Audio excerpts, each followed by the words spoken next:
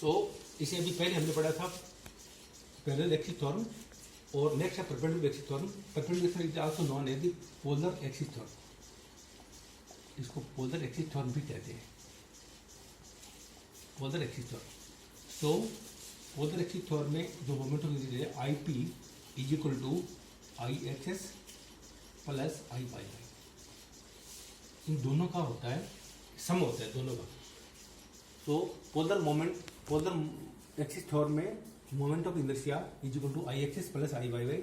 इसको अगर वर्ड में हम लिखना चाहे तो परपेंडिकुलर एक्सिस थ्योरम और the polar moment of inertia, the moment of inertia about an axis perpendicular to the centroid. ये एक ट्रायंगुलर है और ये इसका एक्सिस, ये इसका Y axis, this is Y Y, और परपेंडिकुलर यहाँ जहाँ दोनों का इंटरसेक्शन होता है, जहाँ एक्सिस का और वाई एक्सिस जहाँ पर दोनों इंटरसेक्ट करती है वहाँ पे इसका परपेंडिकुलर होती है। तो perpendicular the moment of inertia about an axis perpendicular to the plane and passing through the intersection of the other two axis, that is X axis और Y axis, contained by the plane is equal to the sum of moment inertia of axis and y axis. So IP is equal to IXS plus IYY, इन दोनों के सम के बराबर होता है। This is non perpendicular. फिर common object है जिनका ज्यादातर एग्जाम पूछ जाता है, मैं उनके आपको लिख रहा हूँ। मोमेंट ऑफ इनर्शिया कुछ ऑब्जेक्ट है उनके।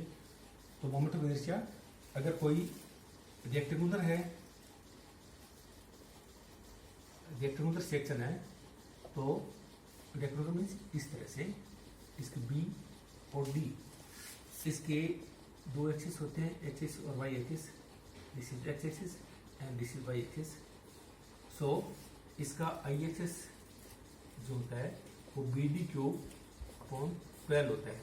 इसी का अगर हम वाई वाई देंगे इसका, तो ये होगा D B cube by 12, D B cube by 12 होता है। ऐसे मान लीजिए अगर कोई होलो सेक्शन है, होलो इस तरह का,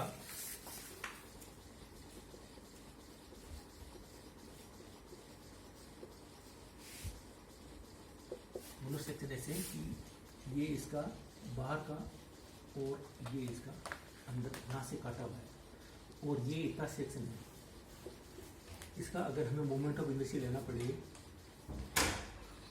इसके भी दो एक्सिस हैं, एक एक्स एक्सिस और दूसरा वाई एक्सिस। इसकी जो ये जो विड्थ है it is capital B and this is capital D.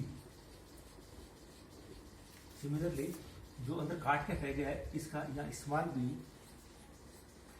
और ये इसकी डेप्थ है small D. So I X is equal to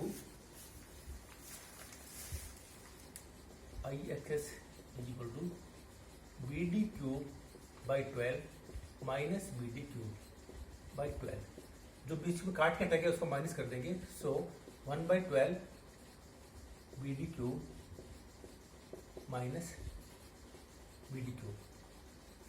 hollow section का याद है। ऐसे चैनल सेक्शन का भी आ सकता है। चैनल सेक्शन के लिए तो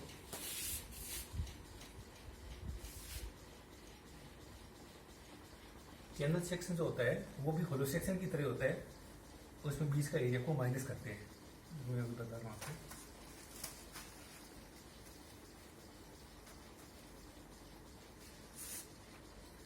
चैनल सेक्शन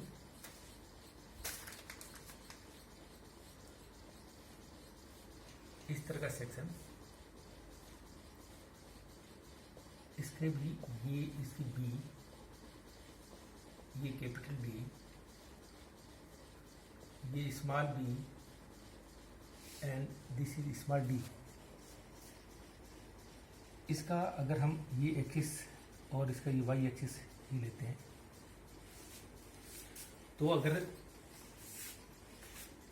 एक्स एक्सिस इसका लेंगे I axis, it is equal to B D cube by 12 minus B D cube by 12।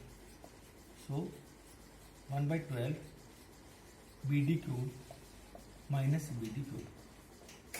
इस तरह से अगर जनरल सेक्शन दिया तो इसको निकाल सकते हैं। ट्रायंगुलर अगर होता है अगर ट्राइंगल कोई सेक्शन होता है, ट्राइंगुलर सेक्शन है,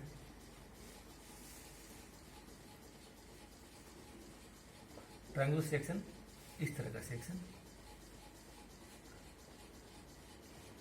ये इसका एक्सिस, ये हमेशा इसकी सेंटर ऑफ ग्रेविटी से पास होता है। तो अगर आई एक्सिस इसका लेते हैं तो होता है बी इसकी विड्थ और डी इसकी डेप्थ है, so it is B D cube upon 36, B D cube upon 36। और इसी सेक्शन का अगर हम इसके यहाँ पर ये बॉटम पे ए बी लाइन है और बॉटम से लेंगे यहाँ पे, तो ये इसका आई ए बी आएगा and it is equal to B D cube by 3, B D cube by sorry B D cube by 12 होगा इसका, 3 कुछ होगा बी डी क्यूब बाई 12। अगर ए बी के नीचे ले तो बॉटम से ले तो इसका बी डी क्यूब बाई 12 होगा। और अगर सर्कुलर सेक्शन है,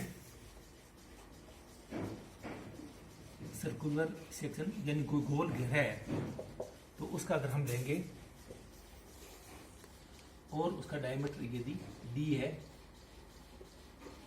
डी डायमीटर है, तो सर्कुलर सेक्शन के लिए इसका एक्स एक्सिस और वाई एक्सिस सेम रहता है, ये एक्स एक्सिस और ये इसका वाई एक्सिस। सो इसका आई एक्सिस और आई वाई दोनों बराबर होते हैं। So it is equal to I axis is equal to I Y Y and it is equal to pi D 4 upon 64, where d diameter of circle, so pi d 4 upon 64। अगर circular में होलो तो होलो minus हो जाएगा, जैसे channel के case हुआ था या उसमें सर्कुलर केस हुआ था, तो इसमें पाई डी 4 अपॉन 64, बाहर का डायमीटर कैपिटल डी ले लेंगे और अंदर का स्मॉल डी ले लेंगे, तो पाई कैपिटल डी आएगा pi D 4 minus D 4 small D 4 upon 64। तो इस तरह से हम इसका लिख सकते हैं। एक इसमें आता है radius of gyration, radius of gyration, radius of gyration, ये एग्जाम में 2 नंबर इक्वेशन कई बार पूछा जाता है, रेडियस ऑफ जाइरेशन, इसको आर से लिखते हैं and it is equal to under root I upon A, where I is the moment of inertia of the section and A is the area of section. So radius of gyration r is equal to under root I upon a, I moment of inertia and a is the area of the section। आप इसमें अगर मान लीजिए ये दोनों अलग अलग axis से, अगर ये रेडियस एक्स एक्स होगा तो ये आई एक्सिस आ जाएगा, और अगर ये वाई के बारे में वाई के लेंगे तो यहाँ पर वाई आ जाएगा। सो आई वाई वाई अपॉन ई, एरिया वही रहेगा लेकिन आई एक्सिस और आई वाई की वैल्यू अलग रहेगी। Thank you very much.